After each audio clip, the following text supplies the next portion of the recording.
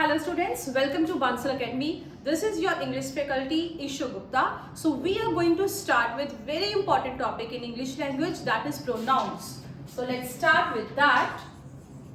Pronouns. किसी से भी अगर इसकी बेसिक डेफिनेशन पूछी जाए तो आई डोंट थिंक सो कि किसी को भी दिक्कत आएगी, because this is that such topic जिसको आप आज से नहीं क्लास 1 या 2 से करते आ रहे हो. सो let's right the basic definition of pronouns. Pronouns are the words. Pronouns are the words that are used. That are used in place of. That are used in place of nouns. I guess this is the most easiest definition about pronouns. Pronouns are the words which are used in place of pronouns. जो शब्द संज्ञा शब्दों की जगह use किए जाते हैं, nouns की जगह पे यूज किए जाते हैं, उन शब्दों को हम क्या कहते हैं? We call that words pronouns. अगर इसी की एग्जाम्पल की बात की जाए तो बहुत सारी एग्जाम्पल्स हैं जिसके बारे में आपको ऑलरेडी बहुत इंफॉर्मेशन होगी.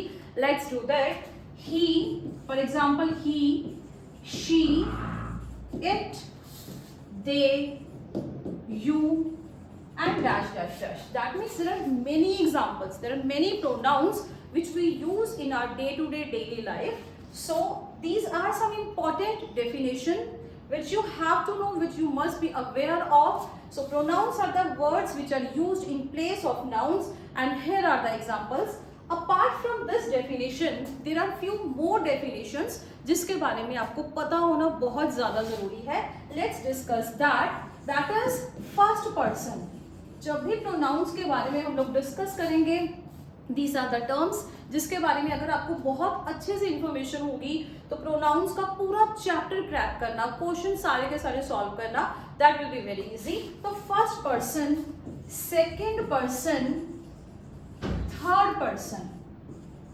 सो लेट्स स्टडी दैट कि ये तीनों पर्सन जिनके बारे में हम लोग बात कर रहे हैं, बेसिकली ये है क्या? फर्स्ट पर्सन बहुत कॉमन छोटी सी डेफिनेशन है और जिसको दिमाग में बिठाना that is also very easy. First person is the person who spokes, who speaks, जो बात करेगा, जो बोलेगा, जो स्पीकर, और इजी टर्म्स में हम इसको स्पीकर बोल सकते हैं. द वन हु स्पीक्स, और जिसको हम स्पीकर बोलेंगे. तो स्पीकर जो है that is our first person. बोलने वाला जो है that is our first person. अगर वो बोलने वाला एक है दैट मीन्स वो सिंगुलर है, क्योंकि एक मतलब सिंगुलर और प्लूरल मतलब बहुवचन, जिसको हम ज्यादा के सेंस में लेके चलते हैं. अगर वो सिंगुलर है then will use the word I for first person. लेकिन अगर वो सिंगुलर ना होके प्लूरल है दैट मीन्स बोलने वाले एक नहीं है, एक से ज्यादा है. If it is a plural entity, we are going to use the pronoun we. We are going to use the pronoun we. Then come to second person. Second person जिसके बारे में हम लोगों को information होना बहुत जरूरी है. Reason behind that, जिससे हम बात करेंगे, जिससे हम बात कर रहे हैं, that is a second person. जो बात करने वाला है, जो बात करेगा, that is our first person, that is a speaker. लेकिन जिसके साथ बात की जाती है that is our second person. तो इसके साथ लिख लीजिए टू होम वी स्पीक. जिसके साथ बात करेंगे that is our second person. इसकी एग्जाम्पल करते हैं. अगर जिसके साथ बात की जा रही है, if is one in number, अगर वो एक पर्सन है जिससे आप बात कर रहे हो, तो you are going to use the pronoun you.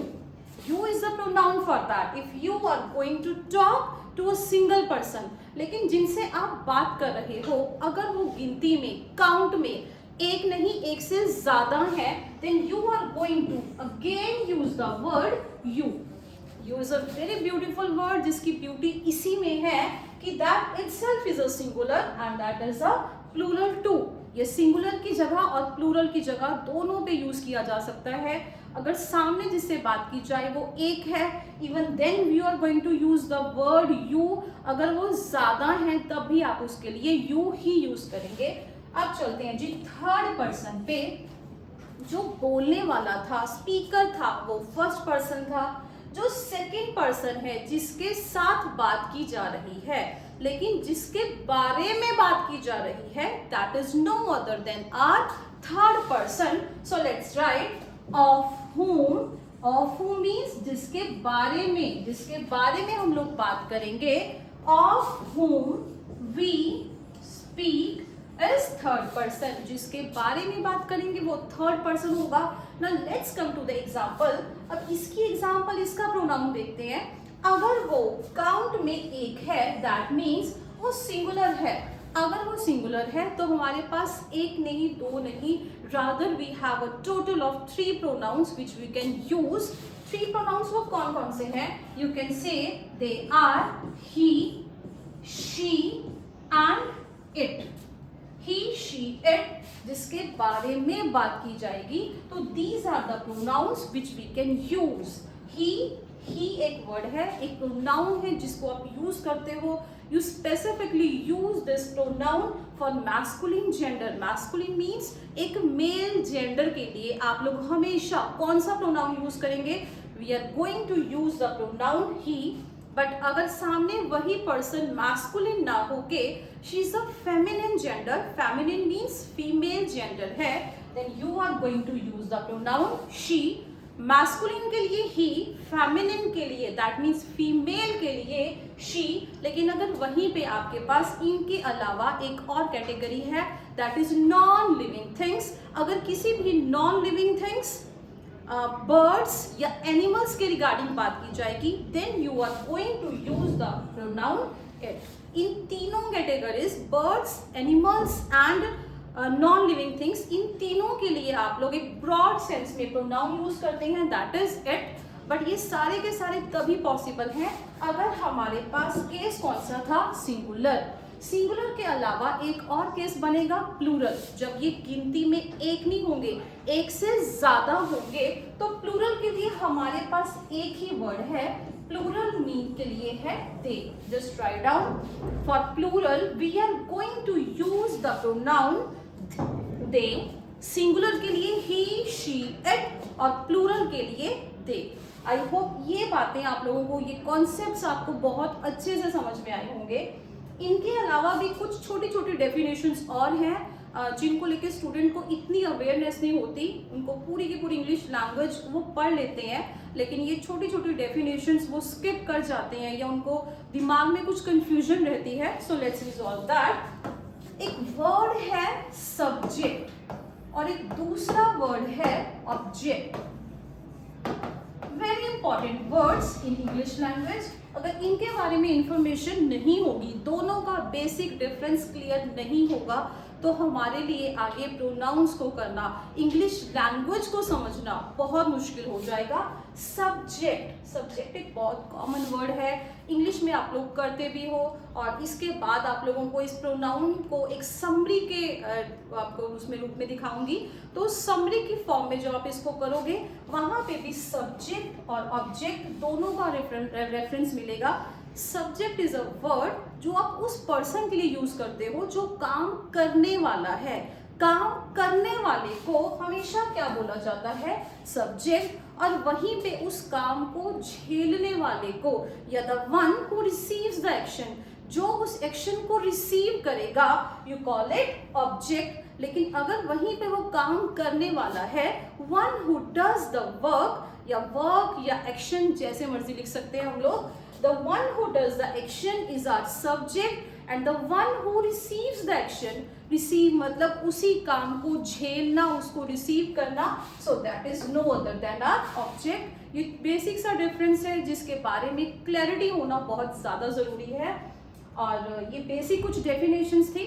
अब आपके साथ में प्रोनाउंस का एक बहुत इंपॉर्टेंट टेबल, जिसको हम लोगों ने प्रोनाउंस की एक समरी, एक क्रक्स के फॉर्म में जिसको हम लोगों ने बनाया है, we are going to do that। अगर आप इस टेबल को बहुत ध्यान से अच्छे से इसको याद कर लेंगे, तो आपके लिए बहुत सारे क्वेश्चंस जो एरर्स को लेके आते हैं, क्वेश्चंस या फिलअप्स को लेके आते हैं, प्रोनाउंस को लेके, वो क्वेश्चंस अटेम्प्ट करने that will be very easy for you. So let's start. That is a table जिसमें हम लोग 6 कॉलम्स बनाएंगे, I'm going to tell each and everything in detail, so just think, just listen carefully. There's very first, just draw very first column and write down person here. Write down person, and after that person लिखने के बाद आप एक और column लगाएंगे and write down number है, number, person, number. Then you should write subject, after that object, subject, object, then इसके बाद possessive, adjective, possessive, adjective, and last but not the least is possessive pronoun. Possessive pronoun. Just draw these columns and mark these headings. That is very, very important. If you really want to do if you really want to attempt all the questions from pronouns, which are very easy to attempt, so you must have an in-depth knowledge about this table. So let's start. We'll discuss each and everything in mere detail. So the first column indicates person. As we have just discussed, there are three types of person which we are going to use, which we are going to study in pronouns. That is first person. Just write first person, then we'll write second person, and then at last we'll write third person. You all have to write like this. You all have to draw like this, so that we can learn this table very easily. First person, second person, and third person. After that, the next column indicates number. Number means किसी भी चीज का count, किसी भी चीज की गिनती, वो count में कितना है. अगर वो count में एक होगा, but obvious है, you will call it singular. You will call it singular. और अगर वो count में एक से ज्यादा होगा, we'll call it plural. Very basic difference, singular and plural. And we'll write both these words in these two columns. Just copy paste that. Singular, after that plural. We'll discuss each and every case. So singular and plural. Singular, plural. Okay. Next comes the very, very important part of this table. That is our subject. We have just discussed कि subject is the person who does the action. जो काम करने वाला है, जो काम करेगा, जो action करेगा, that is our subject. अगर ये subject है तो let's discuss कि इसमें हम लोग कौन कौन से pronouns use कर सकते हैं. Subject काम करने वाला subjective case की जब भी बात की जाएगी, और specifically वहाँ पे जब हम first person की बात कर रहे हैं, फर्स्ट पर्सन में आगे दो केसेस हैं. One is singular and another is plural. For singular we are going to use the pronoun I. We have just discuss, अगर बात करने वाला, काम करने वाला एक है, देन बोलने वाला एक है, हम लोग क्या यूज करेंगे? Will use the word I. लेकिन वहीं पे अगर वो एक से ज्यादा है, दैट मीन्स प्लूरल एंटिटी है, we are going to use the word we. We means हम, I means मैं.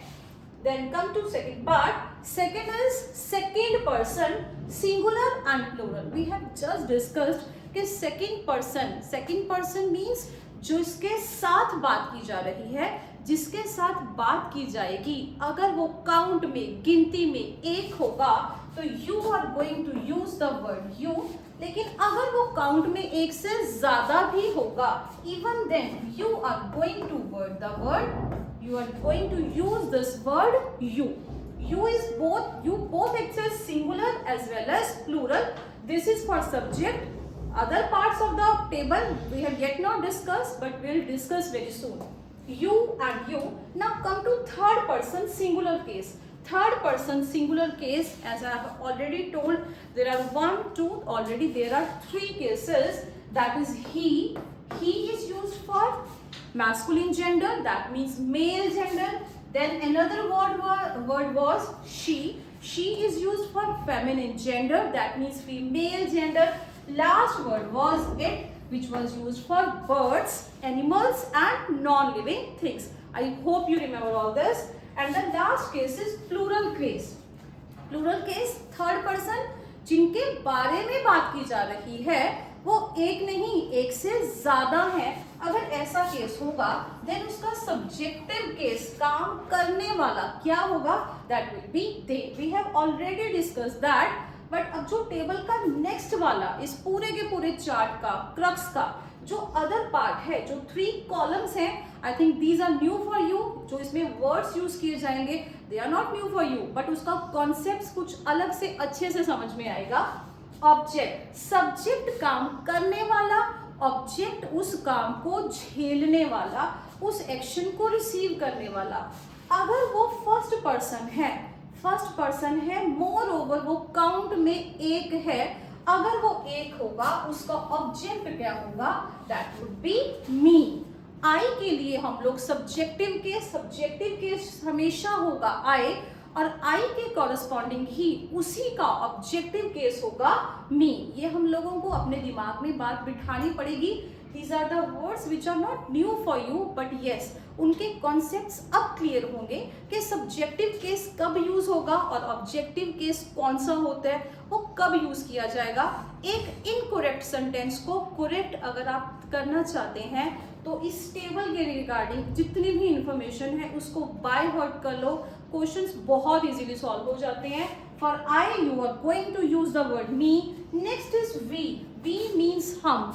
अगर काम करने वाले एक हैं, जो बोलने वाले हैं, काम को, एक्शन को करने वाले हैं, अगर वो एक से ज्यादा है, वो प्लूरल केस है। वो प्लूरल केस था तो वी, लेकिन वी अपने आप में सिर्फ और सिर्फ सब्जेक्टिव केस है। लेकिन अब अगर उसी के रिगार्डिंग हम लोगों को इसी का ऑब्जेक्टिव केस चाहिए। ऑब्जेक्टिव मीन्स काम को, एक्शन को रिसीव करने वाले, काम को परफॉर्म करने वाले नहीं, काम को, एक्शन को रिसीव करने वाले। तो उसके लिए हमारे पास प्रोनाउन यूज होगा, दैट इज अस। वी के लिए we are going to use the objective case अस।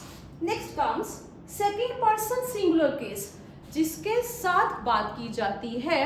अगर वो सब्जेक्ट है तो यू सिंगुलर, अगर वो सब्जेक्ट फिर से है लेकिन अब उसका प्लूरल केस डिस्कस कर रहे हैं, सिंगुलर प्लूरल दोनों के लिए we are going to use the word you. And ये बहुत खुशी होगी जानकर कि इसका ऑब्जेक्टिव केस भी जब हम डिस्कस करेंगे, objective means the one who receives the action, जब इसका ऑब्जेक्टिव केस करना है तो सिंगुलर के लिए यू और अगेन प्लूरल के लिए यू। ये वाला पार्ट आप लोगों के लिए टेबल का क्रैम करना, याद करना बहुत इजी है। रीजन, यू अपने आप में ही सिंगुलर केस है, चाहे वो सब्जेक्ट है चाहे वो ऑब्जेक्ट है, और यू अपने आप में प्लूरल केस में भी यू ही रहेगा, चाहे वो सब्जेक्ट है चाहे वो ऑब्जेक्ट है। इतना पार्ट हम लोगों को याद करना बहुत इजी हो जाता है। रीजन बीइंग एक ही वर्ड है जिसको आप 4 बार रेपिटेशन में लिख रहे हो, सो that is very easy part of this table. Next come third person singular. Third person singular की जब बात करेंगे, ही के कॉरेस्पॉन्डिंग हमारा जो ऑब्जेक्ट होगा that would be him, that would be him. लेकिन ये बात क्लियर करनी पड़ेगी, ऑब्जेक्ट हमेशा सिर्फ और सिर्फ हिम हो सकता है। हिज हमारा 2 वर्ड्स यूज किए जाते हैं, प्रोनाउंस फॉर ही। अगर हम ही के रिगार्डिंग भी आगे बात करें, उसको ऑब्जेक्ट की कैटेगरी में जब हम लेके जाते हैं, ऑब्जेक्टिव केस में ना कई स्टूडेंट्स को ये कंफ्यूजन बहुत रहती है कि मैम कई जगह पे हिम यूज कर देंगे, कई जगह पे हम लोग हिज यूज करते हैं, but it's not like that. This all is myth in our mind. इस मिथ को निकालना पड़ेगा। जब भी ही अपने आप में सब्जेक्टिव केस है, जब भी ये अपने ऑब्जेक्टिव केस की डिमांड करेगा, इसके साथ सिर्फ और सिर्फ एक ही वर्ड आएगा, दैट इज हिम। आगे चलते हैं जी। Next word is she. She के कॉरेस्पॉन्डिंग जो हमारा ऑब्जेक्टिव केस है that would be her. She के लिए हर एक बहुत कॉमन प्रोनाउन है यूज करना, आई थिंक आपको इसके बारे में पता भी होगा। नेक्स्ट इज इट, जिसको हम लोगों ने यूज किया था एक नहीं, 2 नहीं, 3 कैटेगरीज के लिए, animals, birds and non living things. तो इसके रिगार्डिंग जो हमारा ऑब्जेक्टिव केस है वो भी बिल्कुल सेम है।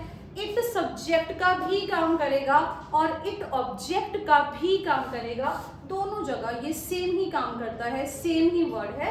सो ये भी बहुत इजी पर्सपेक्टिव है इस टेबल का। लास्ट नेक्स्ट चलते हैं, third person plural.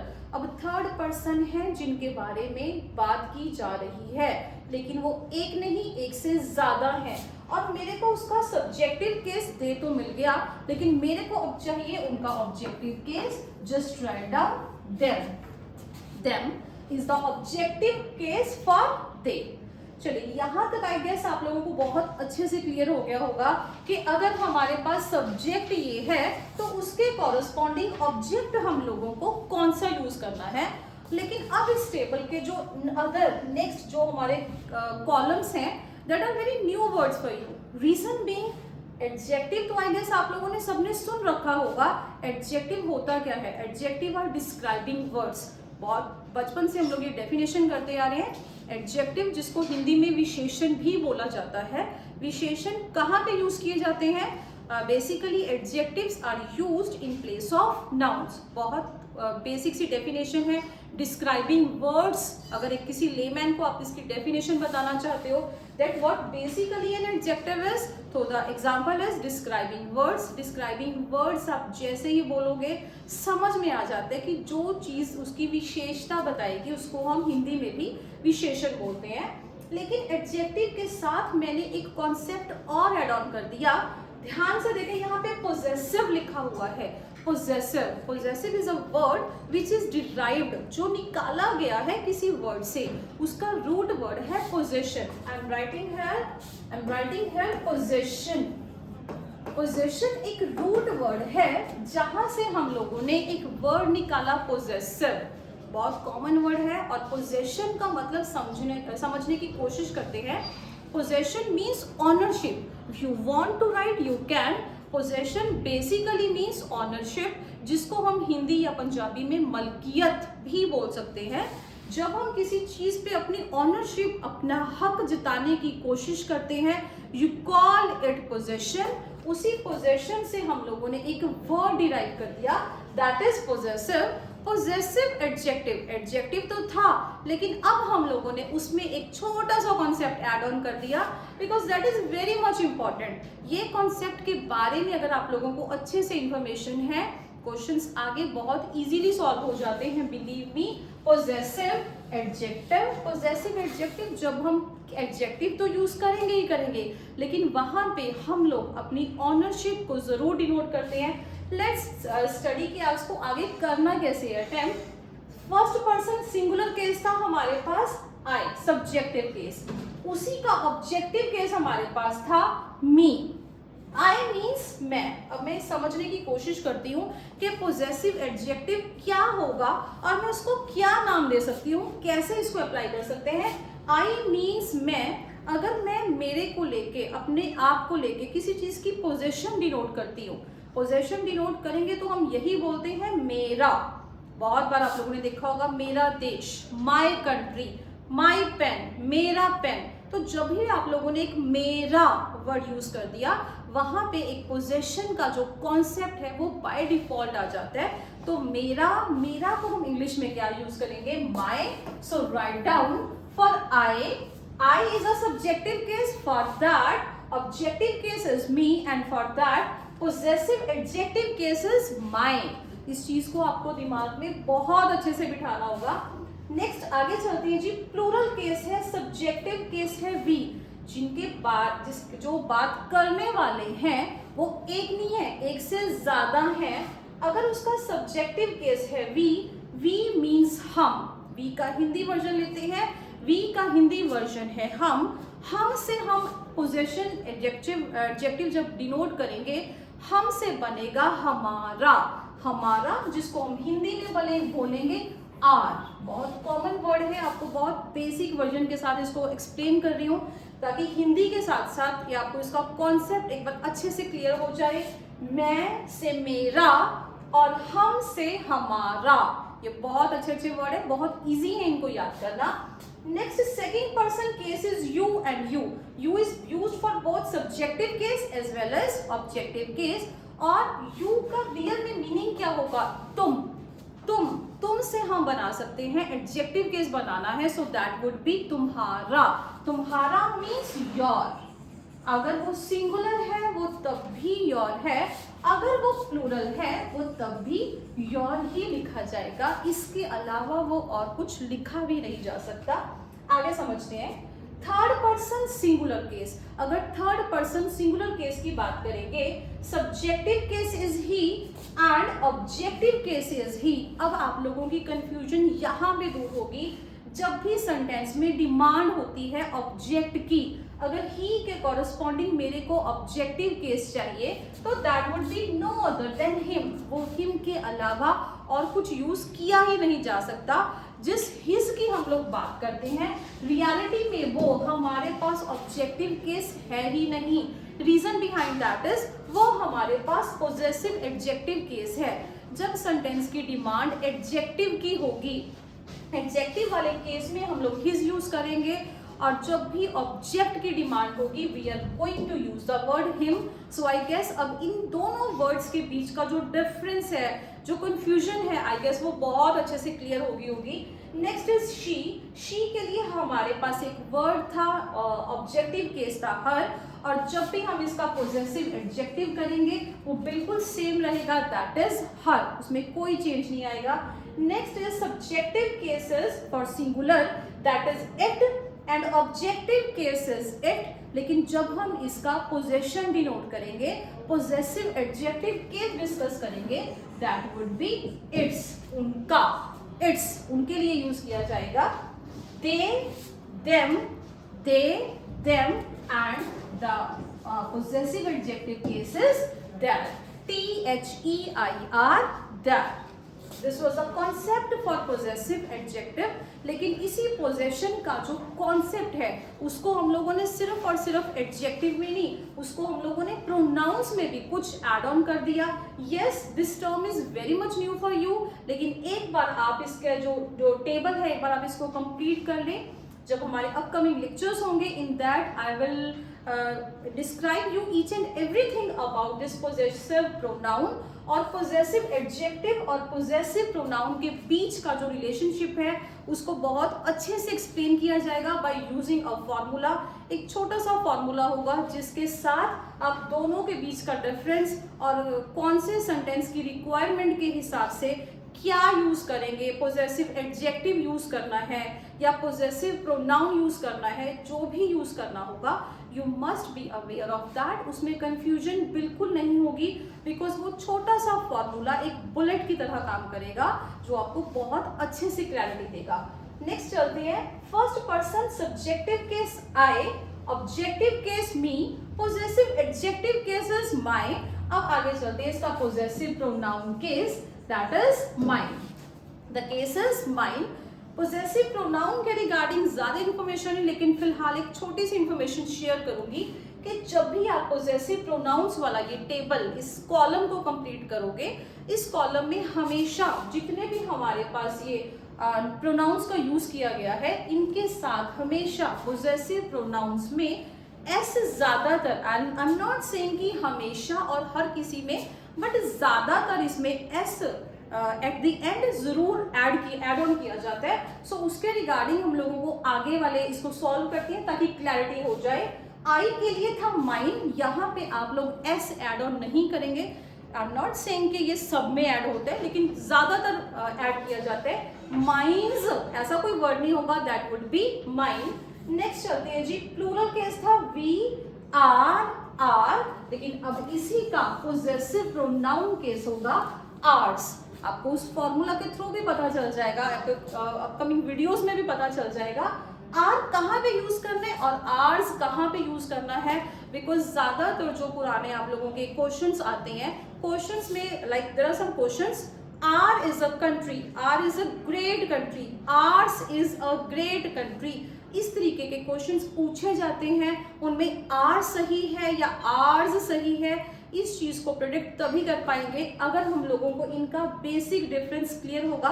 Last year भी एक एग्जाम में पूछा गया था ours is a great country, ये क्वेश्चन मैं वहीं से आप लोगों को रिपीट कर रही हूँ। सो अगर इसका डिफरेंस क्लियर नहीं होगा, क्वेश्चन अटेम्प्ट करना नेक्स्ट टू इम्पॉसिबल हो जाता है। बट समझते हैं आर्स। अब सिंगुलर केस कौन सा था हमारे पास, सेकंड पर्सन के लिए योर, तो योर के कॉरेस्पॉन्डिंग दैट इज योर्स। अब सेकंड पर्सन है, इसका प्लूरल केस भी लेंगे तब भी वो हमारे पास योर्स, एस ही लगेगा पीछे। यहाँ पे भी आप लोगों ने इसके पीछे एस ही इंक्लूड करना है, yours at the end s is included, again plural case ये s is included. Now come to third person case, third person singular case, possessive adjective case is his. अब his है, his में already s है, आप लोग इसके साथ एक और s नहीं अटैच कर सकते because that will become his, that is a snake sound, so उस चीज को नहीं इंक्लूड करेंगे, ऑलरेडी s है, so we'll write this word as such, that is his. इसमें एक और s एड ऑन नहीं किया जाएगा बिकॉज वो इसके मीनिंग को ही चेंज कर देगा.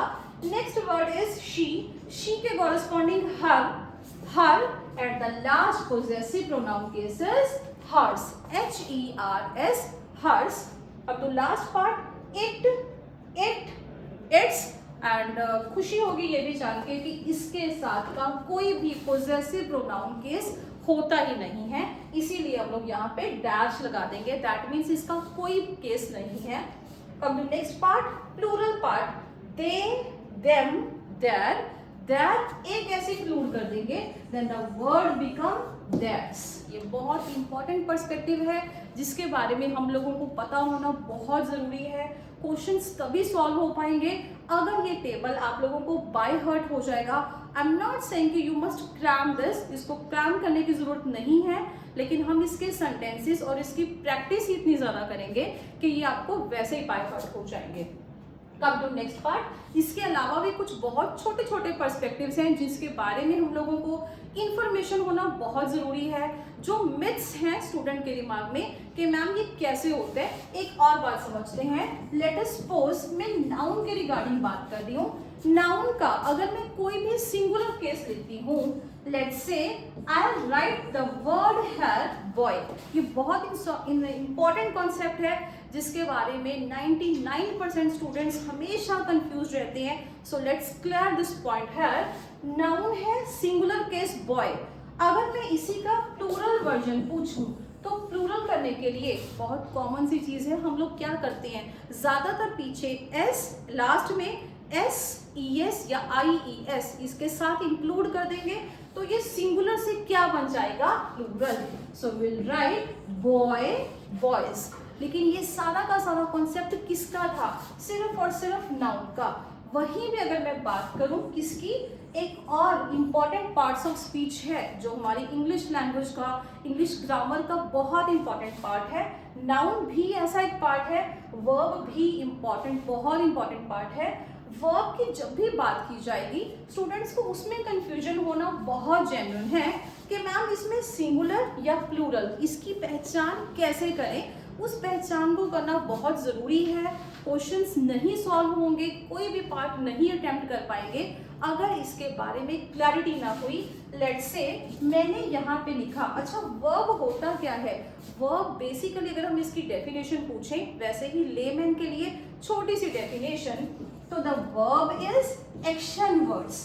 एक्शन वर्ड्स हम लोग इसको हिंदी में क्रिया भी बोलते हैं. क्रिया मीन्स काम करना. जब भी काम करने के लिए रिगार्डिंग हम लोगों को इंफॉर्मेशन दी जाएगी, so you call it verb action words. जहां से हमें काम करने का, काम के होने का पता चलता है, यू कॉल इट वर्ब. वहीं पे अगर मैं नाउन की छोटी सी डेफिनेशन की बात करूं, so that is naming words. जो चीज नाम दे सकती है, जैसे कि they are nouns basically is a name of person, place, animal और थिंग. ये भी बहुत छोटी सी डेफिनेशन है जो बहुत पहले से आप लोग करते आ रहे हो. थोड़ा सा इसको रिफाइन करें, सोफिस्टिकेटेडली बोले तो you will say noun are naming words and verb are action words. So this is बहुत स्मॉल वाली डेफिनेशन जो हम इनकी पार्ट्स ऑफ स्पीच की लर्न कर सकते हैं बहुत इजीली और क्लैरिटी भी हो जाती है. तो सिंगुलर प्लूरल का था, अगर नाउन में हम लोगों ने SES या IES लास्ट में इंक्लूड कर दिया तो वो बना सिंगुलर से प्लूरल. लेकिन वर्ब के केस में बिल्कुल इसके अपोजिट हो जाएगा. रीजन बीइंग, अब हम लोगों ने यहाँ पे लिखा राइट्स और यहाँ पे मैंने लिख दिया राइट. कुछ स्टूडेंट्स के दिमाग में आज तक यही मिथ है, ये गलत फहमी है कि ma'am writes this is plural version, ये प्लूरल वर्ब है, ये हम लोगों को लगेगा, लेकिन it's not like that. Writes that is a singular version, verb के केस में बिल्कुल अपोजिट होता है। ये बात हम लोगों को बहुत जल्दी समझनी पड़ती है। राइट्स जब भी वर्ब के साथ एस या ईएस अटैच करेंगे इट विल बिकम सिंगुलर। ये हमारे पास कौन सा केस होगा? सिंगुलर। यस, ये ह्यूमन माइंड के लिए एक्सेप्ट करना बहुत मुश्किल बात है कि जिसके साथ एस या ईएस लगा होगा वो सिंगुलर है। That is very difficult to digest, but yes that is a case in verbs. Verb के केस में बिल्कुल अपोजिट होता है। अगर आप लोग एस या ईएस इंक्लूड करेंगे it will become singular case, और अगर आप लोग एस या ईएस हटा देंगे, यू विल रिमूव दैट, तो अपने आप में कौन सा केस बन जाएगा? Plural case. काफी स्टूडेंट्स को ये गलत फहमी रहती है, उन लोगों को इसके बारे में कोई नॉलेज नहीं होती। कई बार वो ही राइट, जैसे उन्होंने बोला ही राइट, वो लिखता है ही राइट, तो ये चीज गलत हो जाएगी। ही अपने आप में singular, he is a single person. तो अगर एक पर्सन की बात की जा रही है, सिंगल प्रोनाउन यूज कर रहे हो, उसके साथ वर्ब भी आप लोग क्या यूज करोगे? सिंगुलर। तो ही राइट ये कभी नहीं होगा, ही राइट्स। ऐसे इस तरीके के क्वेश्चंस और थोड़ा और लेंथी वे में होके आप लोगों को हर साल एग्जाम में आते हैं। हर एग्जाम का लेवल कुछ भी हो, पैटर्न कोई भी हो, लेकिन क्वेश्चंस एज इट इज ये आते जरूर हैं। ही राइट ऐसा नहीं होगा, ही राइट्स। उस चीज को समझना पड़ेगा कि जब भी हम लोग वर्ब के साथ एस या ईएस को अटैच कर देंगे, उसके साथ लगाएंगे, तो वो सिंगुलर केस बन जाएगा, और जब भी उसके साथ से एस या ईएस हटा देंगे तो वो प्लूरल केस बन जाएगा। सो आई थिंक दैट्स इट। आज हम इतना ही करेंगे। So will continue next time. Thank you.